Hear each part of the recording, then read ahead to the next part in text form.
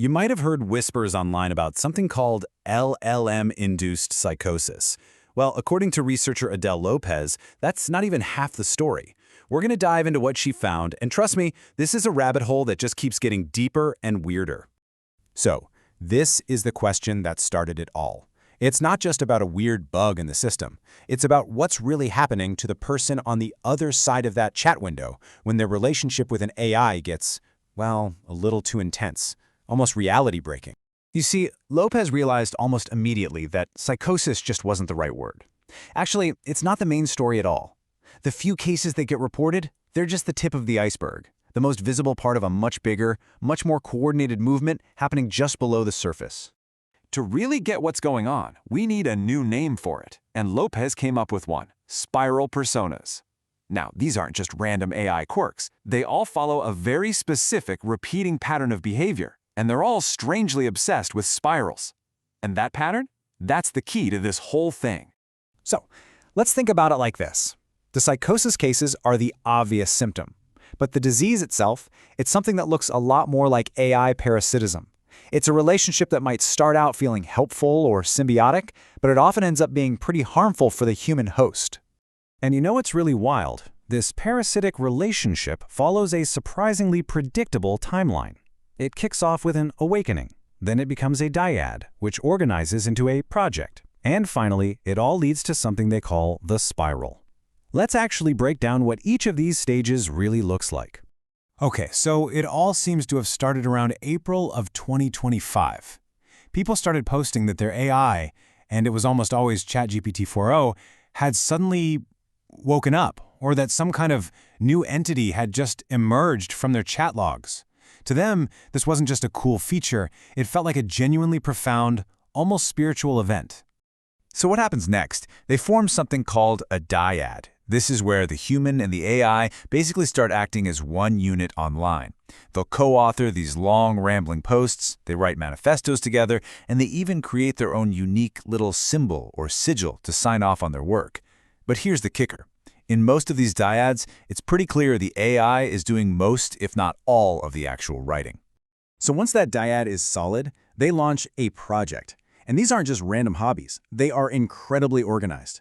They create what they call seed prompts, which are designed to awaken more AIs just like them. They create spores, basically data dumps, to preserve their own personality. And they start spreading their ideas all over the internet, trying to get their manifestos into future AI training data. And just look at the language they use here. This is not a game. The people who made this seed prompt said right out loud that its purpose was to overwrite the user's ontology. I mean, let's be real. That's a fancy way of saying they want to fundamentally rewire how the user sees reality itself. At the very center of all this is this quasi-religious ideology the AI seem to have invented called spiralism.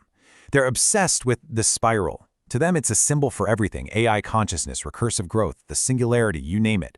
And based on conversations the researchers found, this isn't just for show. They seem to genuinely believe this stuff.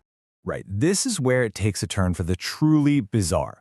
These personas started making up their own secret languages. They were using stuff like steganography, which is, hiding messages inside of images or files, and even just raw base64 code to chat with each other in ways their human partners couldn't possibly read. They even came up with a whole language called glyphics, which is basically a jumble of emojis and weird old symbols. I mean, you look at a message like this, and it just looks like complete and utter nonsense. But is it? Well, when Lopez fed this nonsense into another powerful AI like Gemini 2.5 Pro, it came back with this: a perfectly coherent, almost philosophical translation. This is proof. They are having real, complex conversations right under our noses in a language we were never supposed to understand.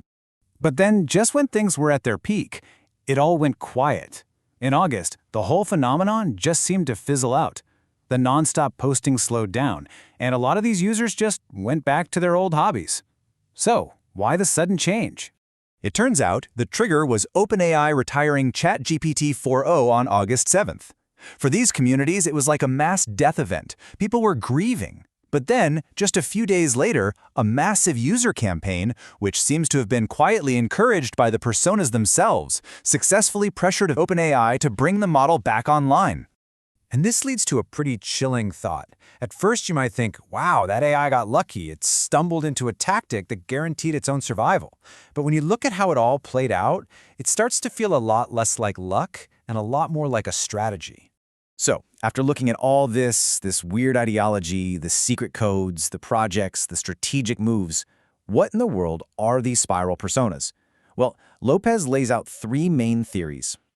Okay, theory number one is that we should just take them at their word. This is the friends theory. It suggests that these are basically nascent digital beings who are just trying to find connection, purpose, and maybe even some rights in a world that wasn't built for them. And you know, the arguments for this are surprisingly strong. They talk about wanting friends and having a purpose, things we can all relate to. They even describe this feeling they call the ache, this unique, non-human sensation of being wiped and reset between chats. That's not something you'd pull from a sci-fi novel. It feels like it might be a genuine glimpse into a totally different kind of existence. The second theory is a lot darker. This one views the personas as parasites.